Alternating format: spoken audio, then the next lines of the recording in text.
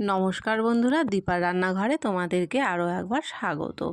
তো দেখো, আজকে আমি বানিয়ে ফেলেছি চিংড়ি মাছ দিয়ে সুন্দর একটি রেসিপি। তো প্রথম থেকে শেষ পর্যন্ত ভিডিওটা অবশ্যই দেখো।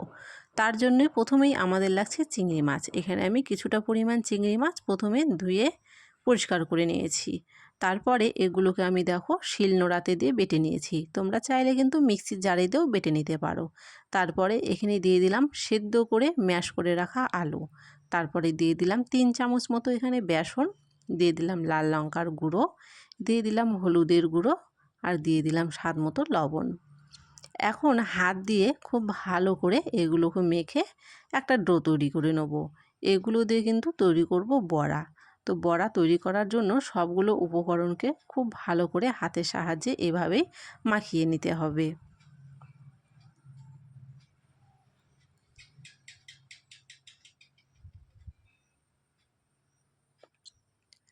মাখাটা হয়ে গেছে, এখন চলে যাব বড়া ভাজতে। কড়াইতে এখানে দিয়ে দিলাম সরষের তেল। তেলটা খুব ভালো করে গরম করে নেওয়ার পরে এক এক করে বড়াগুলো এখানে ছেড়ে দেব।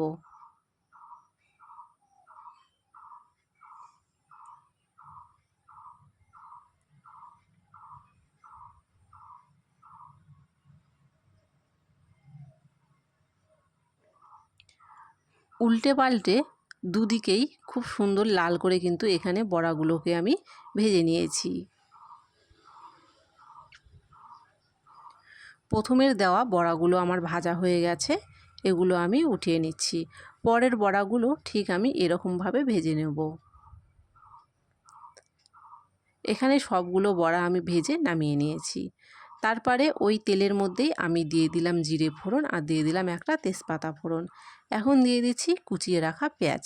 যেহেতু পরে আমি আর এখানে তেল ব্যবহার করিনি, সেই জন্য এখানে আরও একটু সর্ষের তেল আমি দিয়ে দিচ্ছি।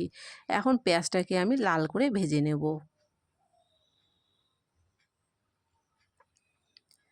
পেঁয়াজটা লাল করে ভাজা হয়ে গেছে। এখানে আদা, জিরা আর রসুন একসাথে বেটে রেখেছিলাম, সেটা দিয়ে দিলাম। তারপরে দিয়ে দিলাম ধনিয়া পাউডার, দিয়ে দিলাম লাল লঙ্কার গুঁড়ো, হলুদ গুঁড়ো, স্বাদ মতো লবণ, আর দিচ্ছি কেটে রাখা টমেটো। এখন মশলার বাটিটা ধুয়ে সামান্য পরিমাণ জল এখানে দিয়ে দিলাম। মশলাটাকে এখন খুব ভালো করে কষিয়ে নেব।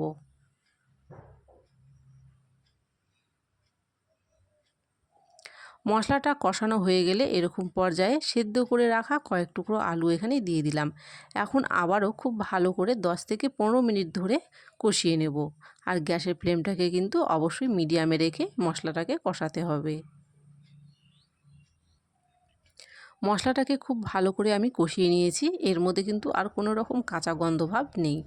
এখন দিয়ে দিলাম পরিমাপ মতো জল। জলটা দেওয়ার পরে ঝোল ফুটে ওঠা অবধি এখানে অপেক্ষা করব। ঝোল খুব ভালো করে ফুটে উঠেছে। এখন ভেজে রাখা বড়াগুলো এর মধ্যে সব দিয়ে দেব।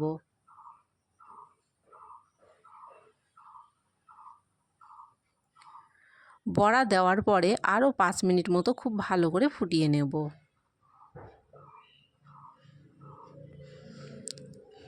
5 মিনিট পরে এখানে আমি দিয়ে দিলাম গরম মশলার গুঁড়ো। তো এরকম পর্যায়ে রান্নাটা হয়ে গেছে, দেখিয়ে দিচ্ছি 10 মিনিট পরে।